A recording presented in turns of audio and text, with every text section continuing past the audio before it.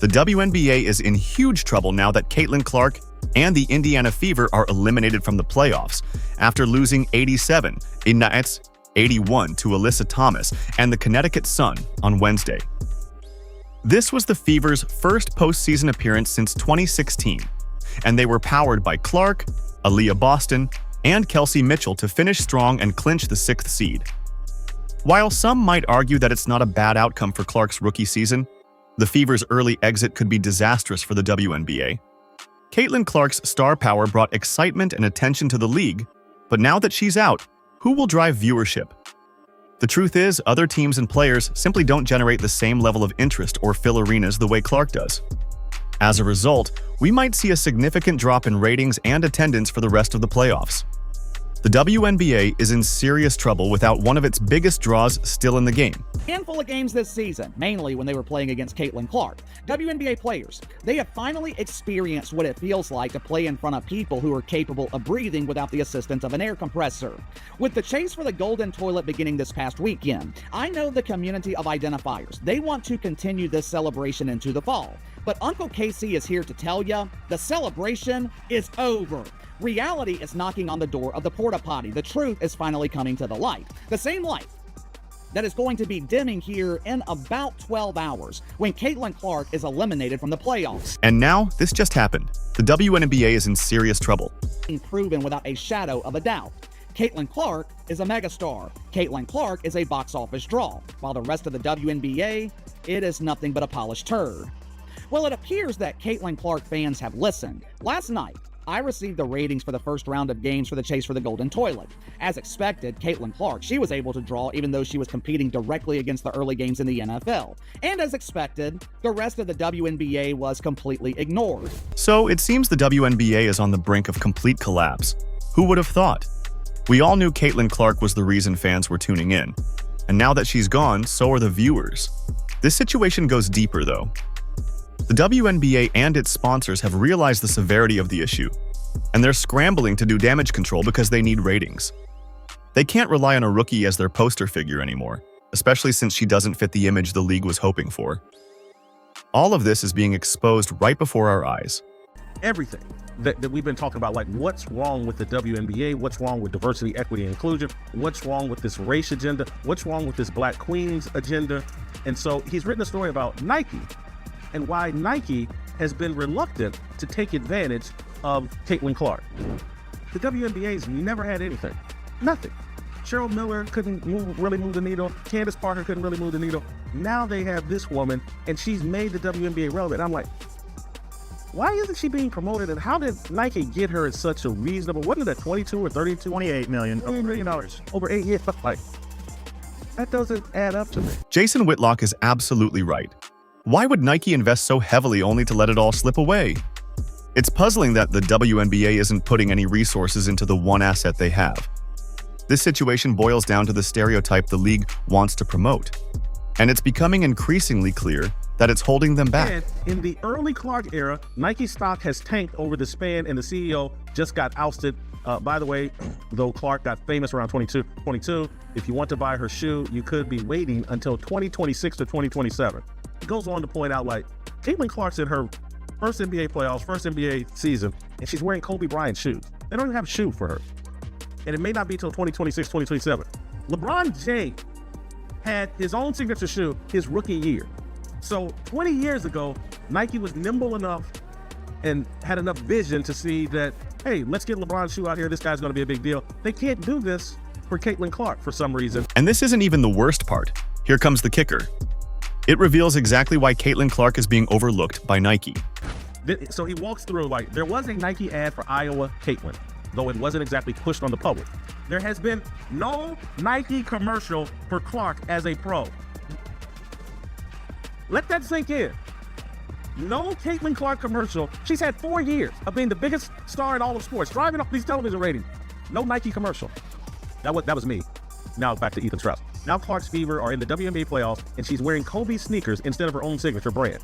In summary, Nike lucked into the marketing chance of a generation, and they're using that to advertise old product. Why is it happening this way? Now here's the money. Based on conversations with people in the know, it indeed has something to do with the WNBA MVP and Nike athlete Asia Wilson. But beyond Wilson, it's about the culture of the company that's more concerned with quelling noise rather than making it, as Nike once used to. Crazy, right? So what's the impact of all this? It's pretty clear. Don Staley and the rest of the angry Yas Queen feminists saying, don't do that for that white girl until you make this 6'5" black woman more popular than the white girl. That when you look around and ask yourself, why is the WNBA marketing the playoffs leading with A'ja Wilson and not Kelsey Mitchell, not Caitlin Clark? Why? Why are they? No, you're white. You have to stand in line. We're committed to A'ja Wilson. A'ja Wilson's not going to sell a shoe. Period. End of story. Are idiots. Idiots. They're not about business. They're not about growing the WNBA. They're about diversity, equity, and inclusion. This is insanity, what they're doing to Caitlin Clark. It's bad business. It's short-sighted. When this woman exits the playoffs, probably tonight, the WNBA playoffs are over. You wonder why they sat and watched her get stabbed in the eye by Dejanay Carrington and did nothing? They want her out of the playoffs. This is exactly what happened. Caitlin Clark got eliminated, and now the league seems to want to forget her. At least that's what they and Nike appear to be aiming for. What do you think? Is the WNBA finished for this year now that Clark is out? Will fans tune in next year when she returns? Share your thoughts in the comments below. Now, back to Clark and her game last night. The Indiana Fever's strong recovery throughout the season fell short, as the Sun advanced to the WNBA semifinals for the 6th consecutive year. Although the Fever didn't get the conclusion they wanted, swept by the Sun, there's still much to be pleased about. Starting the season with a dismal 1-18 record, they were written off. However, the combination of Clark and Aaliyah Boston is something the Fever can build on. Both rookies were named to the WNBA All-Star team, and it's almost certain that the Fever will have back-to-back Rookie of the Year winners. If the Fever continues to improve, they should return next season. Despite the defeat, Clark had a fantastic performance, finishing with 25 points, 6 rebounds, and 9 assists, nearly leading a fourth-quarter rally to save Indiana's season. She became the first rookie in WNBA history to record a 25-point, 5-rebound, and 5-assist playoff game. She's also the first rookie to achieve 25 points in a WNBA or NBA playoff game since Magic Johnson in 1980. Though she's only played 2 postseason games, Clark's contribution has been remarkable, one of the finest rookie seasons in WNBA history. She started strong in Game 2, hitting her first three-pointer after a rough shooting night in Game 1. As the toughness of Connecticut wore her down, she still managed to give Indiana a late lead with a three-pointer 4 minutes before the end. However, Sun guard Marina May quickly answered with a 3 of her own, allowing the Sun to pull away. The Fever found the right combination of players and play style in the second half of Clark's first season, rising to the number 6 seed after a slow start. They increased their tempo and added Lexi Hull to the starting lineup, ultimately becoming one of the top offenses in the WNBA. Now, the Fever face a critical summer to continue developing around their core players, Clark and Aaliyah Boston. If Clark improves in her second year, she has the potential to lead a team to a championship with the right support.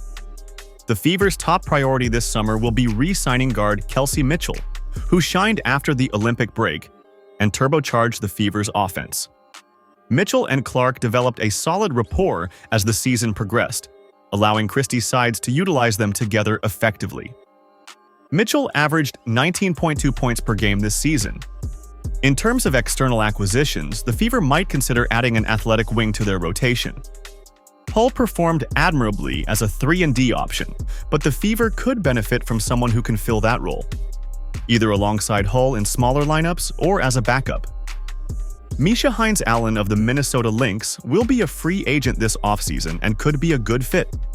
Despite the Fever's season-ending defeat to the Sun, Clark broke another record, becoming the first player in WNBA history to average at least 18 points, 5 rebounds, 8.5 assists, 2.0 steals, and 1.0 blocks per game across an entire series. Michael Jordan is the only other athlete to have achieved this in both the WNBA and the NBA. A rare company to be in.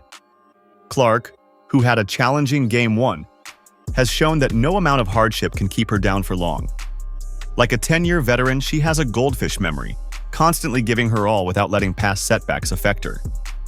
In Game 2, she led the Fever with 25 points, 6 rebounds, and 9 assists on 10 of 23 shooting, with only 3 turnovers, below her season average.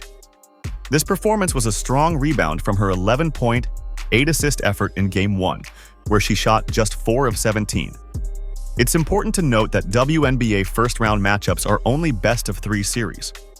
The Sun comfortably defeated the Fever in Game 1, 93-69, and survived a much stronger effort from Indiana in Game 2, ultimately ending Caitlin Clark's season.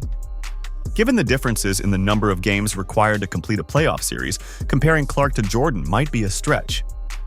However, her ability to accumulate stats is exceptional, and it won't be long before that translates into postseason success.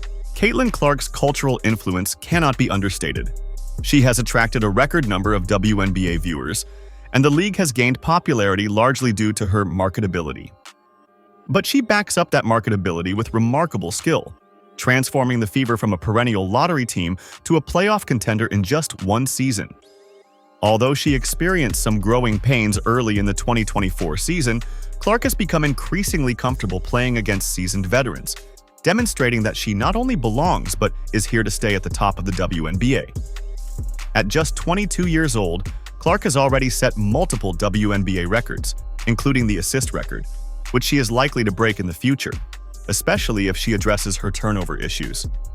Clark will also make the Fever an attractive destination for free agents, allowing the team to develop into a true title contender moving forward. So, will you be watching the Fever again next year? Could they secure a top 4 seed in 2025 and even make it to the semifinals of the playoffs? Let me know your thoughts in the comments below, and don't forget to subscribe for daily WNBA news.